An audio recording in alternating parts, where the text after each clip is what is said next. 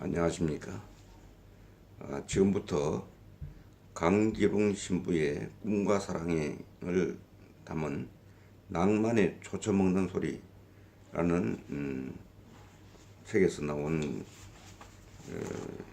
제목 중에서 두 가지를 골라서 여러분과 함께 공유하려고 합니다.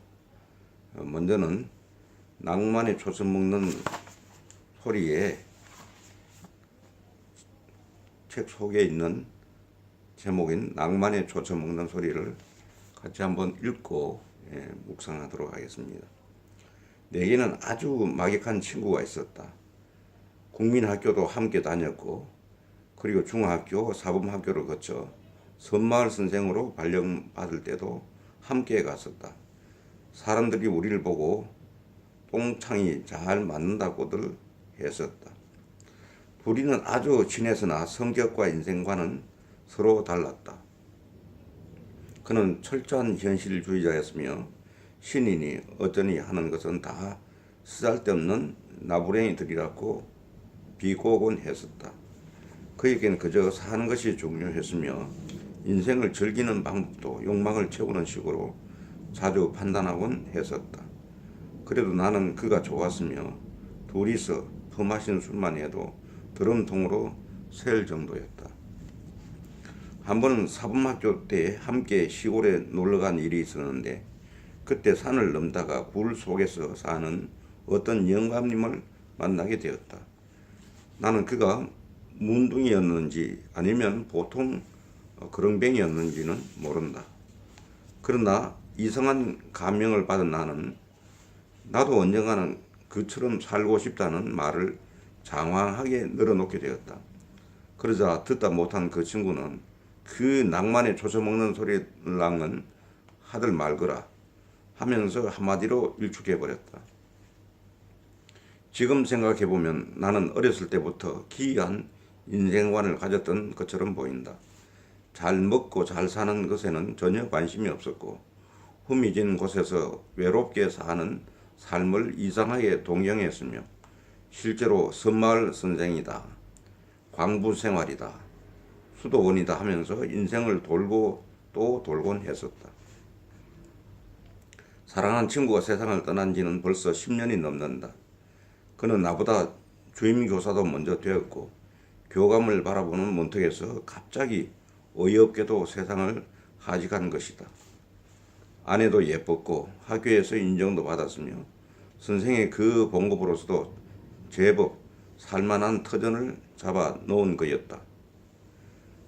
어느 해 여름 바다 낚시가 그를 순식간에 삼켜버린 것이다. 나는 그때 신학생이었기에 늦게야 소식을 들었고 지금도 안면도 어딘가에 묻혀있을 그 친구의 묘를 죄송스럽게도 여전히 모른다. 산다는 게 무엇인지 그 낭만에 초쳐먹는 생각이 요즘 들어 자주 떠오르곤 한다. 내가 처음 신부 되었을 때는 본당 신부 꼭 6년만 하고 수도원에 다시 들어가야겠다는 생각을 가졌었다. 그리고 1년, 2년, 3년까지는 세웠는데 어느새 그 숫자를 잊어버리고 6년이 넘어 올해가 벌써 10년째로 접어들고 있다. 그리고 나이도 이제 50줄에 들어서고 있다는 사실이 나를 영 초조하게 만들고 있다.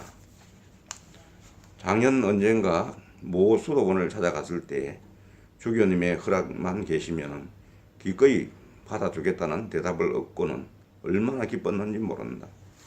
꿈을 생생하게 다시 실현시킬 수 있다는 사실이 지금도 나를 흥분시키곤 한다.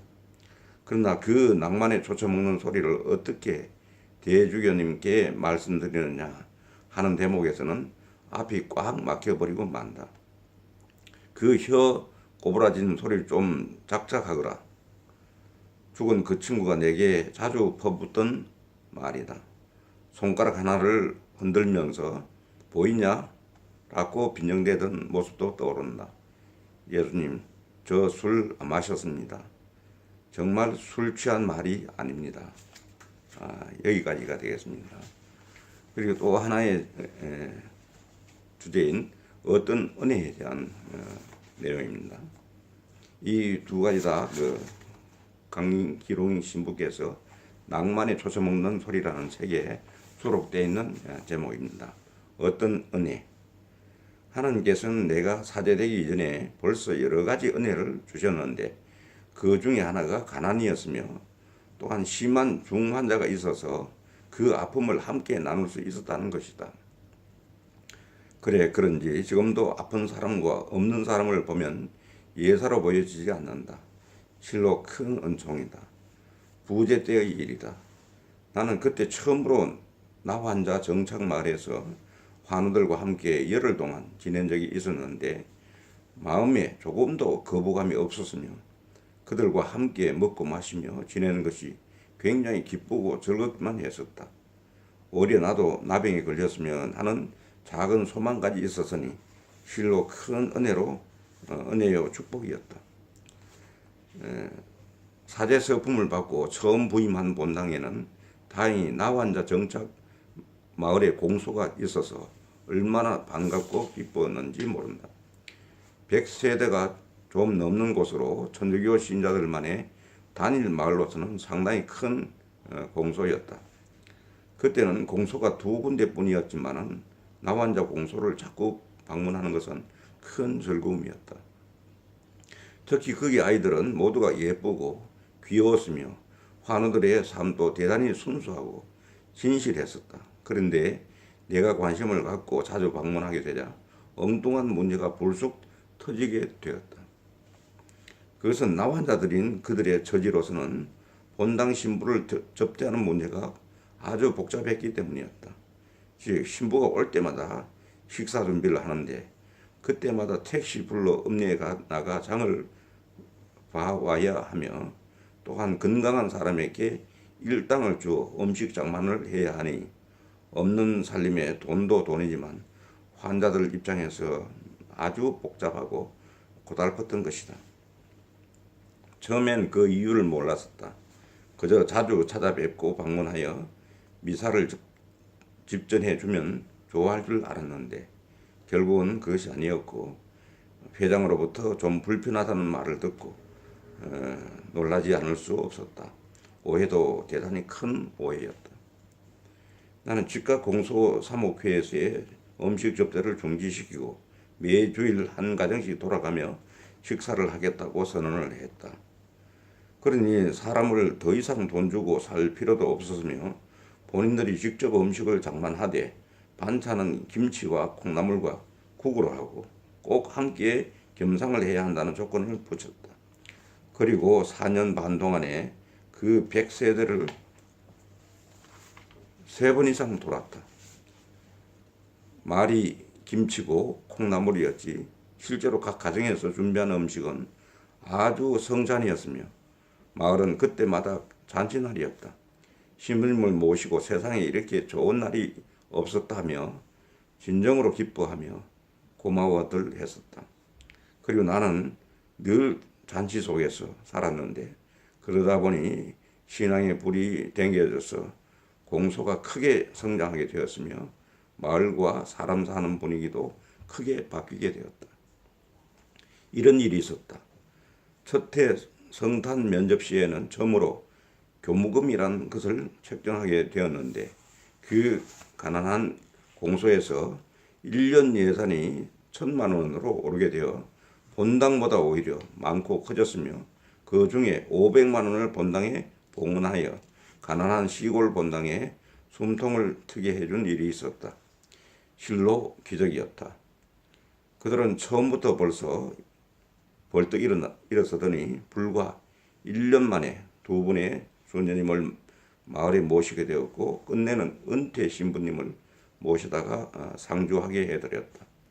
그들이 이런 말을 한 적이 있었다. 강 신부님은 물질적으로 아무런 도움도 안 주고 오히려 우리의 것을 많이 가져가셨지만 돈 부담도 물질 부담도 훨씬 더 많고 큰 것을 우리에게 해주셨다. 나는 지금도 진정한 도움이란 물질의 도움만 아니라고 생각한다. 보다 크고 소중한 것은 진정으로 참된 이웃이 되어주는 것이며 그들을 존경하는 것이다. 물론 배고픈 사람에게는 당장 밥을 줘야 한다.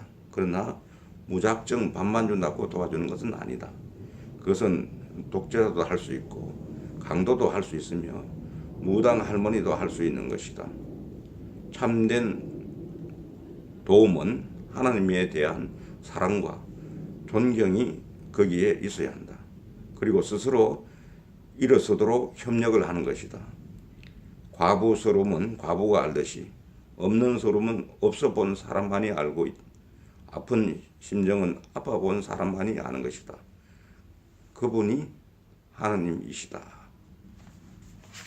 이다음 두 편의 제목으로 낭만이 초초 먹는 소리라는 강기룡 신부님의 꿈과 사랑이 담긴 작품을 두 편을 골라서 읽어드렸습니다.